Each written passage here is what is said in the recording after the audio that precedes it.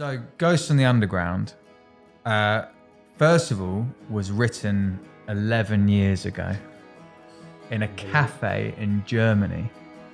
And I've still got somewhere, because I keep all these things. I'm not a hoarder, because anything I'm not using, I get rid of. But I do keep a lot of sentimental stuff. And I've got boxes of tour things. And I do have the original lyrics of this song.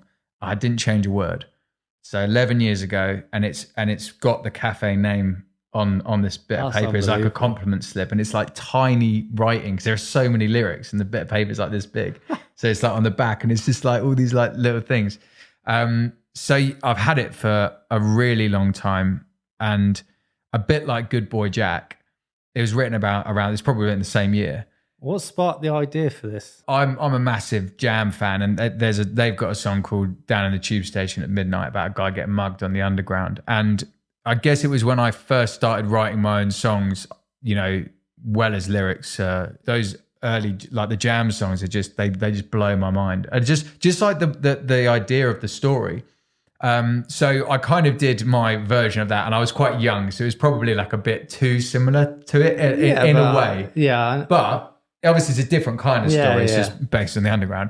But this is so weird, right? So my granddad, as you know, has been a writer all his life. Okay, it's probably, I guess, where I get it from in my family. So he's written poems and plays all his life, right?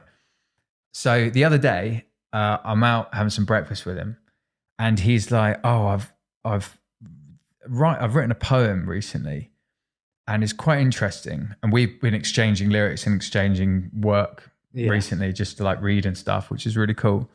And he said, "Oh, I had this idea about a train conductor that dies at Marylebone Station, and then his ghost haunts the tunnels." And I was like, "Are you joking?" And he was like, "No." And I was like, "Has he been going through my stuff?" Yeah. I was like, "It's been around my house. Nicking my stuff? It's been in my loft." But it was so bizarre. I was That's crazy. But what's weird is that I'd never recorded it. So I was like, 11 years ago, I wrote this song about a guy on his way home from work, and he falls onto the train tracks and dies. And then he's a ghost, and people say that he jumped and all the rest of it. And he's got this frustration. He's just walking around the tunnels, and he's trying to kind of find his way home.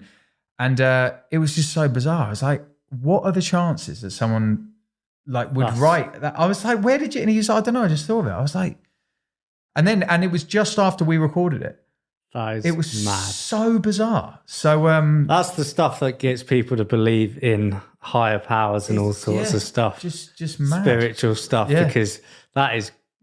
Yeah, I mean, and the thing is, can you call that a coincidence? Probably. I don't know. It's mad. Well, what was interesting is that we'd just recorded it, so I was like, I'll show you the song. Yeah. So it's like, this is so it was crazy. But the song as a lyrically, they're just the songs I love to write because they're just so fun for me, laying out that story, and just getting in those very British lyrics, like "Tube stops and charcoal rocks is my home eternity." Yeah. I was, I remember writing it and just loving it. And I don't know why. I did find a very old set list from about 2012 where I did play it at a bar somewhere. But then I think I was just writing so many songs at such a pace. I don't think it's like it probably just didn't fit anywhere. Yeah. And then you found a home for it on this record. And the thing, like we've said before, about being older and having the confidence that it's just you, your voice, and a guitar. Yeah. And the touring experience and learning to not really care that much and just do it if you want. All those things. But crazy the sort of story behind that one is That's pretty mad. You also went up to which station and recorded some? Yeah. So on the recording, you can hear, and it's Baker Street because it talks about him. So you went to the actual.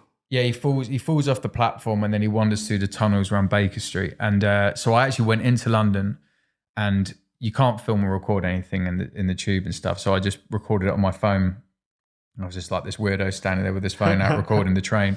So yeah, the sound you hear at the beginning of that track is a train on the underground at Baker Street. And then you sort of mixed it in So it kept coming in and out, didn't you? Yeah. Which I when I listened to that final mix, I was listening to headphones. I was like, "Oh, that sounds really haunting." Yeah. Which is great. Yeah. But yeah, it's a very fun song to write, even all those years ago. And I'm like Good Boy Jack. They're just so pleased to have it down now. And what you did with the production, like all the songs, it was just, it just sounds so cool.